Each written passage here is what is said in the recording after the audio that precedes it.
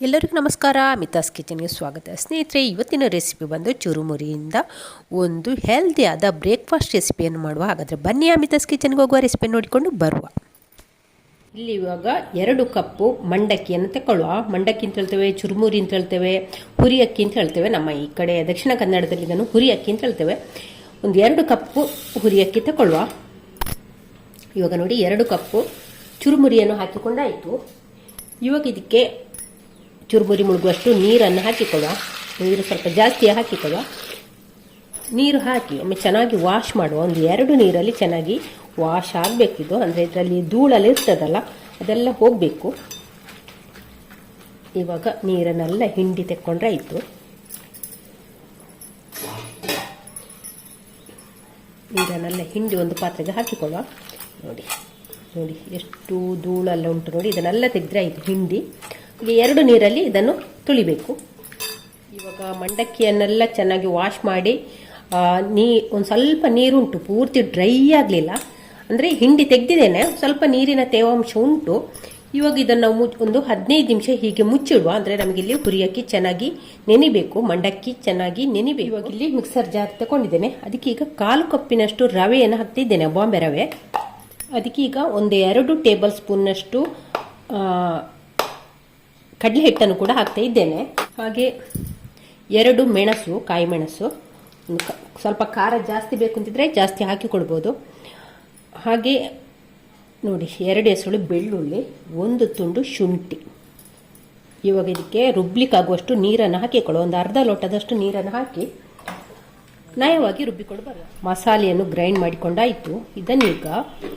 ಇವಾಗ ಇದನ್ನು ನೆನೆ ಹಾಕಿದಂಥ ಮಂಡಕ್ಕಿಗೆ ಈ ಪೇಸ್ಟನ್ನು ಸೇರಿಸಿಕೊಳ್ಳ.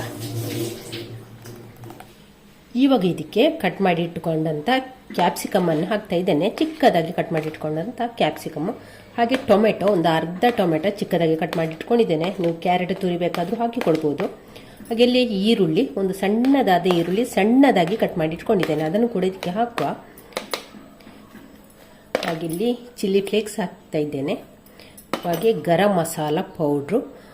ನೀವು ಬೇಕಾದ್ರೆ ಕಿಚನ್ ಕಿಂಗ್ ಮಸಾಲೆ ಇದ್ರೂ ಹಾಕ್ಬೋದು, ಚಿಕನ್ ಮಸಾಲ ಹಾಕ್ಬೋದು, ಮಟನ್ ಮಸಾಲ ಹಾಕ್ಬೋದು, ಯಾವುದೇ ಮಸಾಲ ಹಾಕ್ಬೋದು. ಇದಕ್ಕೆ ಇಂಥದೇ ಮಸಾಲ ಆಗಬೇಕು ಅಂತ ಏನಿಲ್ಲ. ಹಾಗೆ ಜೀರಿಗೆ, ಒಂದು ಅರ್ಧ ಟೀ ಸ್ಪೂನಷ್ಟು ಜೀರಿಗೆಯನ್ನು ಕೂಡ ಹಾಕ್ತಿದ್ದೇನೆ. ಹಾಗೆ ಕರಿಬೇವು ಮತ್ತು ಕೊತ್ತಂಬರಿ ಸೊಪ್ಪನ್ನು ಕೂಡ ಹಾಕಿಕೊಳ್ಳುವ. ಹಾಗೆ ರುಚಿಗಾಗುವಷ್ಟು ಉಪ್ಪನ್ನು ಕೂಡ ಹಾಕ್ತಾ ಇದ್ದೇನೆ.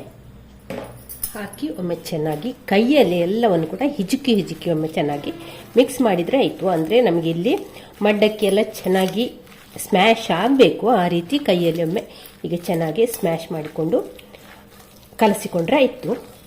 ಇವಾಗ ಇದಕ್ಕೆ ಮಿಕ್ಸರ್ ಜಾರ್ ತೊಳೆದಂಥ ನೀರನ್ನು ಕೂಡ ಸೇರಿಸ್ಕೊಳ್ಳ. ತುಂಬ ತೆಳ್ಳಗೆ ಮಾಡಲಿಕ್ಕಿಲ್ಲ.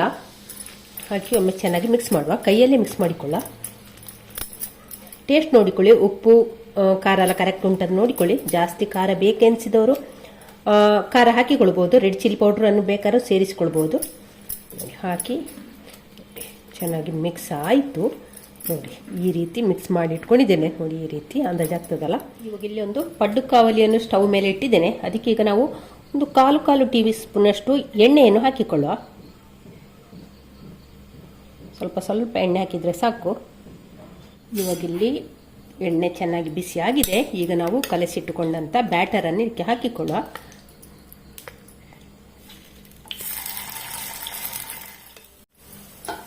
ಇವಾಗ ಇದನ್ನು ಮುಚ್ಚಳ ಮುಚ್ಚಿ ಮೀಡಿಯಂ ಫ್ಲೇಮಲ್ಲಿ ಬೇಯಿಸ್ಕೊಂಡ್ರೆ ಆಯಿತು. ಇವಾಗ ಮುಚ್ಚಳ ತೆಗೆಯುವ. ಒಂದು 4 ನಿಮಿಷ ನಂತರ ಮುಚ್ಚಳ ತೆಗೆದಿದ್ದೇನೆ. ಇವಾಗ ನೋಡಿ, ಮೇಲೆ ಕೂಡ ಒಂದು ಸ್ವಲ್ಪ ಹಿಟ್ಟು ಡ್ರೈ ಆಗಿದೆ. ಇವಾಗ ಇದನ್ನು ನಾವು ಕೌಚಿ ಹಾಕಿಕೊಳ್ಳುವ. ಎಲ್ಲವನ್ನು ಕೂಡ ಮಗುಚಿ ಹಾಕಿಕೊಳ್ಳುವ. ಮಗುಚಿ ಹಾಕಿ 2 ಸೈಡ್ ಕೂಡ ನಾವು ಇದನ್ನು ಕ್ರಿಸ್ಪಿ ಮಾಡಿಕೊಂಡ್ರೆ ಆಯಿತು. ಇದನ್ನು ನಾವು ಹಾಗೆ ಎಣ್ಣೆಗೆ ಕೂಡ ಹಾಕಿಕೊಳ್ಬೋದು. ಎಣ್ಣೆಗೆ ಹಾಕಿ ಕೂಡ ಡೀಪ್ ಫ್ರೈ ಮಾಡಿಕೊಳ್ಬೋದು. ನಾನಿಲ್ಲಿ ಸ್ವಲ್ಪ ಎಣ್ಣೆ ಹಾಕಿ ಪಡ್ಡು ಕಾವಲಿಗೆ ಹಾಕಿ ಹೆಲ್ದಿ ಆಗಿರಲಿ ಅಂತ ನಾನು ಈ ರೀತಿ ಮಾಡಿದ್ದೇನೆ. ನೀವು ಇದನ್ನು ಎಣ್ಣೆಗೆ ಕೂಡ ಹಾಕಿ ಫ್ರೈ ಮಾಡಿಕೊಳ್ಬೋದು. ಇವಾಗೆಲ್ಲವನ್ನು ಕೂಡ ಮಗುಚಿ ಹಾಕಿಕೊಳ್ಳುವ. ಎಷ್ಟು ಚೆನ್ನಾಗಿ ಬಂದಿದೆ ನೋಡಿ. ಟೇಸ್ಟ್ ಅಂತೂ ಅದ್ಭುತವಾಗಿದೆ. ಒಂದು ಡಿಫ್ರೆಂಟ್ ಆದ ಒಂದು ಬ್ರೇಕ್ಫಾಸ್ಟ್ ರೆಸಿಪಿ ಅಂತ ಹೇಳ್ಬೋದು. ಇಲ್ಲ, ಈವ್ನಿಂಗ್ ಸ್ನ್ಯಾಕ್ಸಿಗೆ ಕೂಡ ಮಾಡಿಕೊಳ್ಬೋದು. ಮಕ್ಕಳು ಎಲ್ಲ ತುಂಬ ಇಷ್ಟಪಟ್ಟು ತಿನ್ನುವಂತಹ ಒಂದು ರೆಸಿಪಿ. ಕೆಲವೊಂದು ಮಕ್ಕಳು ಏನು ಕೊಟ್ಟರು ತಿನ್ನೋದಿಲ್ಲಲ್ಲ. ಈ ರೀತಿಯಾಗಿ ಮಾಡಿ ಕೊಟ್ಟರೆ ಉಂಟಲ್ಲ, ಖಂಡಿತವಾಗಿಯೂ ನಿಮ್ಮ ಮಕ್ಕಳು ತಿಂತಾರೆ ಈ ರೆಸಿಪಿಯನ್ನು.